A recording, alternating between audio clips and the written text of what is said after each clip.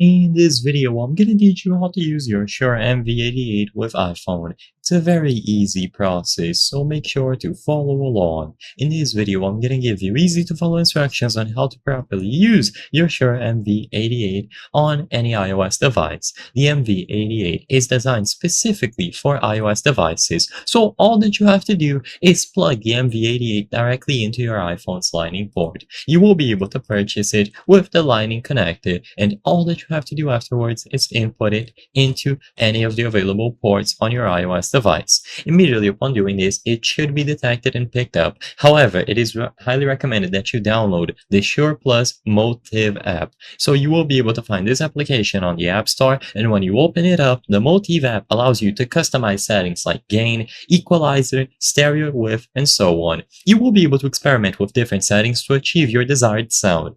You can start recording within the Motive app, so press the record button within the app to start recording audio, or you can use other applications such as GarageBand, voice memos, and so on. The MV88 will be recognized as an audio input source. You can start recording whenever, as long as it was properly connected into the Lightning port on any iOS device.